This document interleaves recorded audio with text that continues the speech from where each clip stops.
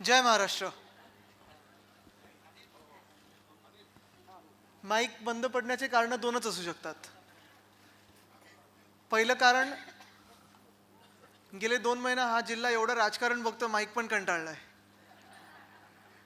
किंवा दुसरं कारण असं आहे की माईक शिंदे साहेबांना सांगतो आज जास्ती बोलण्याची गरज नाही, आपला विजय निश्चित आहे म्हणजे आहेच.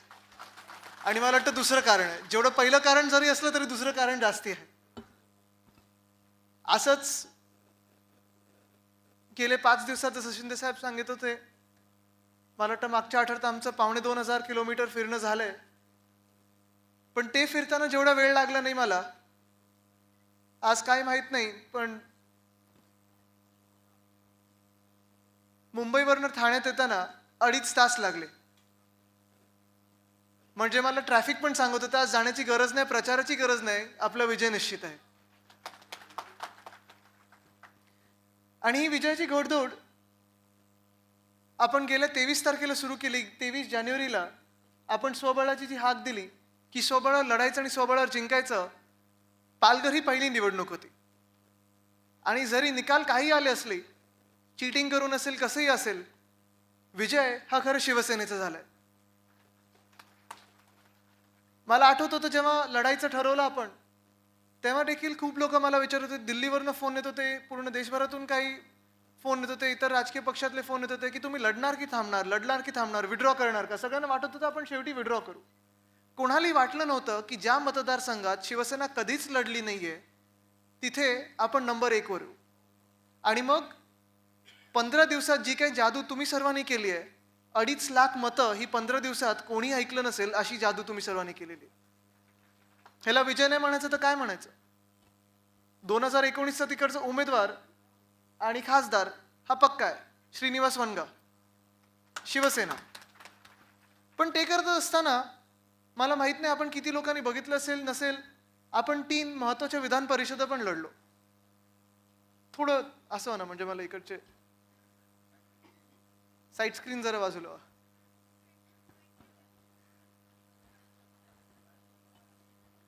मध्ये 3 निवडणुका आपण लढलो.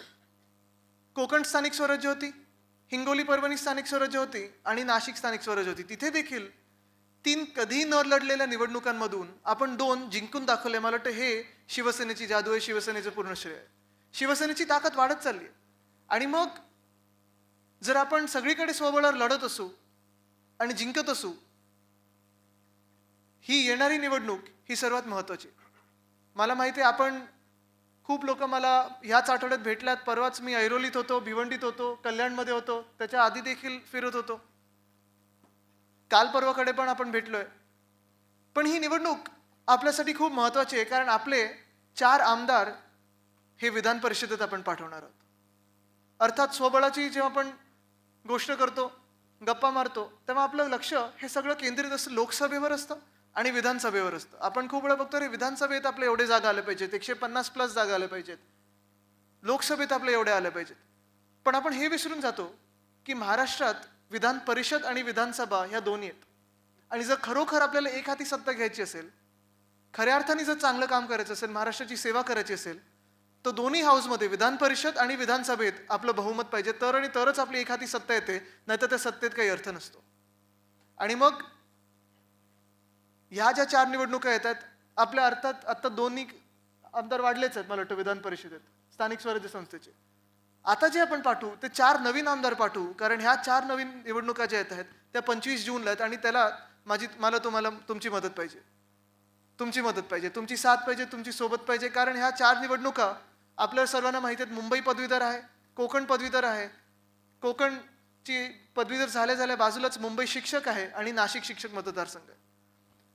अर्थात आपल्या सर्वांना माहितीच असेल, मुंबई पदवीधर हा मतदारसंघ आपण कितीतरी वर्ष लढत आलो आणि जिंकत आलो. मला वाटतं गेले 42 वर्ष आपल्याला कोणी तिथे हरवू शकलं नाहीये. पण कोकण पदवीधर जे मी ऐकतो, जे मी फिरताना आपल्या कार्यकर्त्यांशी बोलतो, पदाधिकाऱ्यांशी बोलतो, मला सर्वच लोक सांगतात की साहेब आपण लढत का नाही. कारण असं बोललं जातं, असं मला सांगितलं गेलंय की ज्या बाजूला शिवसेना उभी राहते, ज्या बाजूला शिवसेना मदत करते, तो उमेदवार जिंकून येतो. हे खरं आहे की खोटे मला माहित नाही, पण मला वाटतं खरं आहे. आता हे गुपित तुम्हाला माहिती आहे. पण म्हणूनच आपण ह्या 4 निवडणुका लढतोय यावर्षी. 4 नवीन आमदार आपल्याला पुन्हा पाठवायचे आहेत विधान परिषदेत आणि इतरांचे डाव खोटे करायला आपण संजय मोरेजी यांना इथून पाठवणार आहोत विधान परिषदेवर. आहे, कारणं खूप आहेत, नक्कीच आहेत. तरुणांचे प्रश्न आहेतच, बेरोजगारीचा प्रश्न आहे, मध्ये नोटाबंदी, GST सगळ्यानंतर रोजगार सगळा गारच झालेला. रोज नोकऱ्या जात होत्या आणि अशा वयोगटातल्या गेल्यात की परत कधी त्यांना मिळणार नाही. पण प्रश्न जरी हा बेरोजगारीचा असला तरी नवीन रोजगार येताना कितीतरी अजून काही प्रश्न आहेत जे आपण कधीच सांभाळले नाहीत, कधीच विचारलं नाही कोणाला. नुसतं युवासेना लढत राहिली, युवासेना झगडत राहिली. आत्ता जसं शिंदे साहेबांनी सांगितलं, मागच्याच वर्षी आपण जे आंदोलन घेतलं त्यामुळे मुंबई युनिव्हर्सिटीचा व्हाईस चान्सलर बदलायला लागला. हे आपलं खूप मोठं श्रेय आहे. हे आपल्या आंदोलनाचं यश आहे. त्याच्यानंतर नवीन व्हाईस चान्सलर आणले गेले. शिक्षण पद्धती आपण बदलतोय. आपण जे शिकतोय ते नक्की आपल्याला रोजगार मिळवून देईल का, नोकरी मिळवून देईल का, स्वयंरोजगार मिळवून देईल का, हे आपल्याला माहितीच नाहीये. आणि मग डिग्री मिळाली काय, डिग्री मिळाली नाही काय फरक नाही पडत. आत्ता मध्यंतरी पोलीस भरती चाललेली, तिथे मला वाटतं बातमी पण आलेली की काही डॉक्टर, काही MBA हे पोलीस भरतीसाठी गेलेले. या सगळ्या गोष्टी सुरू असताना महाराष्ट्रात हाच प्रश्न पडतो की ठीक आहे, निवडणुका येतात जातात, राजकारण होत राहतं, पण हे जे विषय असतात ते शिवसेना सोडून इतर कुठचाही पक्ष का घेत नाही? किंबहुना जे आत्तापर्यंतचे आमदार होते ते आंदोलनात का नाही उतरले? किंवा विधान परिषदेत हे जे महत्त्वाचे प्रश्न होते, तरुणांचे प्रश्न असतील, तरुणींचे प्रश्न असतील, तरुणींचे जे इतर रोजगारचे प्रश्न असतील, महिला सुरक्षेचे प्रश्न असतील, कॉलेजच्या सुरक्षेचे प्रश्न असतील, वायफायचा प्रश्न असेल, कॉलेज साफ आहे की नाही, कॉलेजमध्ये पेपर वेळेवर होतोय की नाही, हे सगळे प्रश्न जे असतात, कधी हाऊस सुरू ठेवायचं असतं, कधी हाऊस बंद पाडायचं असतं, पदवीधर मतदारसंघातले सोडून इतर आमदार जे घेऊ शकतात, मग आधीचे आमदार काय करत होते, हा खूप मोठा प्रश्न आहे. असो, कोणावर आज टीका करायची नाहीये. टप्पा आता महत्वाचा आहे. आपण नोंदणी केलेली आहे. ही नोंदणी खरोखर आपण ऐतिहासिक नोंदणी केलेली आहे. कारण असं म्हटलं जातं की ही निवडणूक सोपी पण असते आणि किचकट पण असते.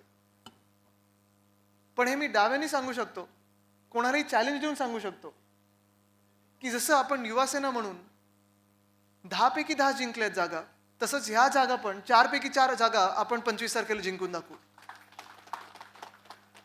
कारण सेनेटच्या निवडणुकीने आपल्याला एकच सांगितलं. अर्थात सेनेटची निवडणूक जेव्हा आपण जिंकलो, मला हार तुरे दिले गेले, गुलाल सगळीकडे उधळला गेला. माझं कौतुक झालं की आदित्य ठाकरे यांच्या नेतृत्वाखाली मुंबई युनिव्हर्सिटी सेनेट जिंकलो आपण. 10च्या 10 सीट्स आल्या. ऐतिहासिक विजय होता. कधीच कोणी जिंकलं नव्हता असा विजय होता. पण हे मी पुन्हा सांगतो की माझं त्याच्यात श्रेय हे शून्य आहे. जर तुम्ही सगळे नसतात तर मी काहीच करू शकलो नसतो. ही जादू केली ही तुम्ही सर्व शिवसैनिकांनी केली. हे खरं श्रेय सगळं तुमचं आहे, तुमचं काम आहे. आणि मग त्या निवडणुकीने दाखवलं, जर शिवसैनिक, जर युवा सैनिक, शिवसैनिक म्हटल्यानंतर सगळेच येतात त्याचे, युवासेना आहे, विद्यार्थी सेना आहे, महिला आघाडी आहे. पण जर शिवसैनिक जिद्दीने पेटला आणि ठरवायचं जर निवडणूक जिंकायची म्हणजे जिंकायचीच, तर 10च्या 10 म्हणजे 100% निकाल हा शिवसेनेच्या बाजूने लावून दाखवू शकतो. हे आपण दाखवलं त्याच्यात. आणि आता तीच गरज आहे, तेच माध्यम आहे, तेच मतदार आहेत जे आपल्याला ह्या मतदारसंघासाठी मदत करणार आहेत. सिनेटच्या निवडणुकीने अजून एक दाखवलं आपल्याला. जसं मुंबई पदवीधर आपण एवढे वर्ष जिंकत आले, मागच्या टर्मला 2010ची सेनेटची निवडणूक जेव्हा झाली तेव्हा 10 जागांपैकी 8 जागेंवर युवासेनेचा विजय झालेला. खूप वेळा असं होतं की ज्या जागा आपण जिंकतो त्याच्यातून कमी होतात. सगळ्यांना वाटलेलं युवासेनेच्या जागा 7 होतील, 6 होतील, 5 होतील, कारण काम कसं केलं माहिती नाही. पण आपण एवढं चांगलं काम केलेलं, सगळीकडे पोचलेलो, प्रत्येक विद्यार्थिनीने मदत केलेली की त्या पदवीधरांचा विश्वास आपल्यावर एवढा ठाम आहे. मुंबई पदवीधर तर आपण कधी हरतच नाही, पण युवासेनेच्या आणि शिवसेनेच्या सेनेटच्या जागा देखील 2नी वाढल्या आणि आपण 100% निकाल काढला. म्हणजे एवढा ठाम विश्वास ह्या पदवीधर मतदारसंघाचा आपल्यावर आहे.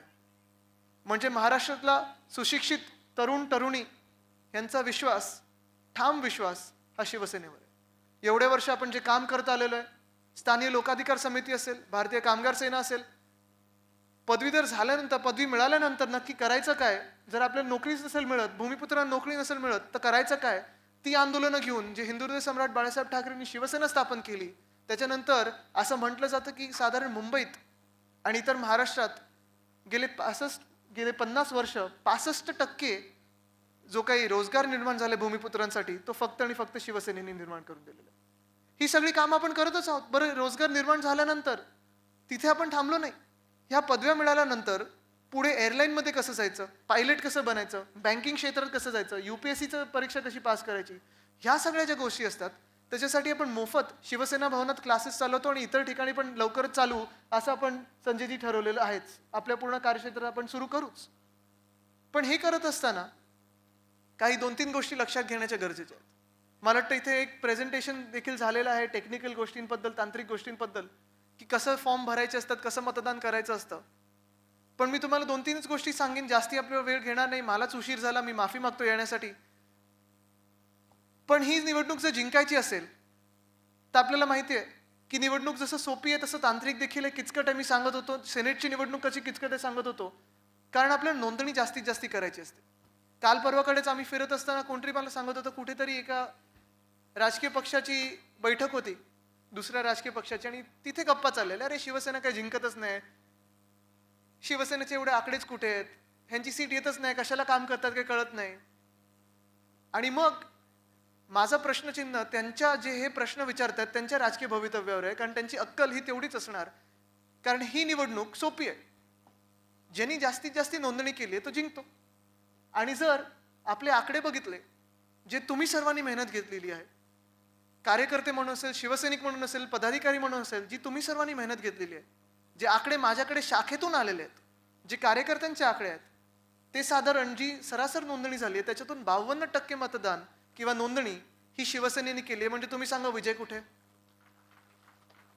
आणि मग इतरांनी जी काही नोंदणी केली आहे त्याच्यात असं मी ऐकतोय की सगळ्यांनी, इतर लोकांनी, त्यांचे कार्यकर्ते देखील नोंदणी करत होते, पण काही एजन्सीजनी पण करत होते.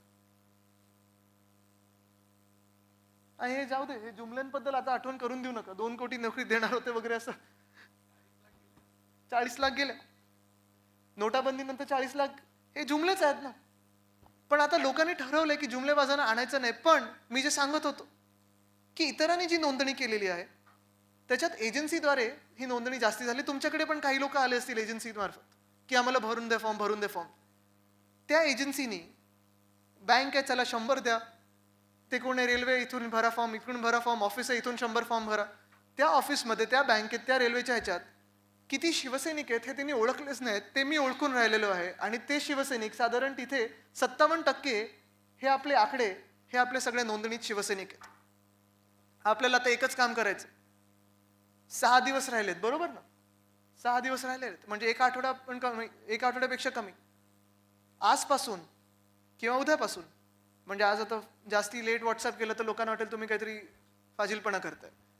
पण उद्यापासून तुम्ही 10 जणांची जबाबदारी घ्या आणि त्या 10 जणांची जबाबदारी घेतल्यानंतर त्यांना व्हॉट्सअप करा. आपण जे काही कामं करतोय, आपले मतदार असतील, इतर मतदार देखील असतील, आपलं जर काम दिसलं तर आपल्याला मत पक्का आहे. पण इथे जबाबदारी आपली संपत नाही. तुम्हाला सांगितलं असेल, तुम्हाला तुमच्या अंतर्गत बैठकीत सांगितलं जाईलच की कसं मतदारांना तुम्ही अप्रोच करणं गरजेचं आहे, माझं हँडबिल कसं पोचतंय, माझं पत्रक कसं जात आहे. पण हे सगळं करत असताना एकच महत्त्वाची गोष्ट आहे, ते म्हणजे एक आकडा हा एका माणसासमोरच काढायचा आहे. ते म्हणजे संजय बाबूराव मोरे यांच्यासमोर एक आकडा काढायचा आहे. ते चिन्ह आपलं नसणार आहे. ह्यांना आपल्याला जिंकवायचं असेल, ह्यांना 1 नंबरवर आणायचं असेल तर ह्यांच्यासमोर एक आकडा काढायचा आहे. तोही बॉक्समध्ये काढायचा आहे. आणि तेही तिथे पेन ठेवलं असतं, त्यांनीच आपलं स्वतःचं पेन घेऊन जायचं नाही ना, तिकडचं पण आपल्याला बाहेर आणायचं. बरोबर ना? जिंकल्यानंतर ती सगळी पेन आपल्याला मिळतील. बरं, दुसरी गोष्ट म्हणजे जो एक आकडा आपण काढू, एक तर मराठीतला एक असतो किंवा इंग्लिशमधला एक असतो. काही काही जण असे प्रकार करतात, अर्धा मराठी अर्धा इंग्लिश, आणि तिकडे मग आपलं मत हे बाद होऊन जातं. सेनेटमध्ये देखील आपली 4000 मतं बाद होऊन गेलीत. असो, ह्या सगळ्या गोष्टी तर होत असतात. पण ही निवडणूक आपण आता पक्क ठरवून ठेवलेलं आहे की ही निवडणूक जिंकायची म्हणजे जिंकायचीच. कारण शिवसेनेची 2019 मध्ये जी सत्ता येते तिथे मला अजून एक आमदार हा ठाणे जिल्ह्यातून पाहिजे, आणि ते तुम्ही देणार हे मला खात्री आहे. जास्ती वेळ आपला मी जसं सांगितलं घेणार नाही. तुम्हाला एवढंच सांगतो, हा प्रचार किचकट भाग आता निघून गेलेला आहे. आता सोपा भाग सुरू झाला आहे, ते म्हणजे मतदारांचा संपर्क साधायचा. शिंदे साहेबांनी तर राजकीय विषयांवर भाषण केलंय. उद्या राजकीय विषय तर येणारच आहेत पुन्हा एकदा, कारण 19 तारीख आपण उद्या साजरा करतोय शिवसेनेचा वर्धापन दिन. आणि लवकरच 10 दिवसात आपण हा मोठा विजय हा साजरा करू ही मला खात्री आहे. मी जास्ती वेळ आपला घेत नाही. हो, बरोबर. खरं म्हणजे आजची सभा ही उद्धव साहेब येणार होते हे आपल्याला सर्वांना माहिती आहे, पण त्यांचा फोन येऊन गेला ते एका ह्याच मीटिंगमध्ये आणि थोडी कंबर लचकली आणि ह्या मीटिंगमध्ये अडकले असल्यामुळे त्यांनी दिलगिरी व्यक्त केली आहे. पण उद्या सर्वांना ते भेटणारच आहेत. पण एकच सांगतो मी, 2 गोष्टी आहेत. पहिली गोष्ट, मी जे तुम्हाला फिरत असताना सांगितलेलं आहे की आता 6 दिवस राहिलेत, मी सगळीकडे फिरतच आहे. जबाबदारी आम्ही कोकणाची घेतलेली आहे, कोकण पदवीधर मतदारसंघ जिंकून आणण्याची ही घेतलेलीच आहे. तुम्हाला कुठेही एक देखील कार्यकर्ता या प्रचारात कमी पडला तर मला हाक मारा, मी तुमच्याबरोबर येऊन प्रचार करायला तयार आहे आणि नक्कीच करीन, हे मी तुम्हाला सांगतोय. आणि निघता निघता अजून एक सांगतो की 25 तारखेला भरघोस मतदान हे शिवसेनेच्या बाजूला होईलच, ही मला खात्री आहे. कारण आपण तेवढी मेहनत घेणारच आहात. मी पण आपल्याला जसं भूतासारखं फोन करत होतो गेले 10 महिने की नोंदणी करा, नोंदणी करा, आता त्या दिवशी मतदार उतरवा अशी फोन करणारच आहे. पण आत्ताच आमंत्रण देऊन ठेवतो, 28 तारखेला जेव्हा निकाल लागतील, जसे लागतील, जिंकून गुलाल उधळत तुम्ही सर्व शिवसेना भवनावर यालच, ही मला खात्री आहे. आत्ताच आमंत्रण देऊन ठेवतोय. ढोल ताशे घेऊन या, विजय आपलाच आहे. एवढंच सांगून तुर्तास आपली रजा घेतो. जय हिंद, जय महाराष्ट्र, वंदे मातरम.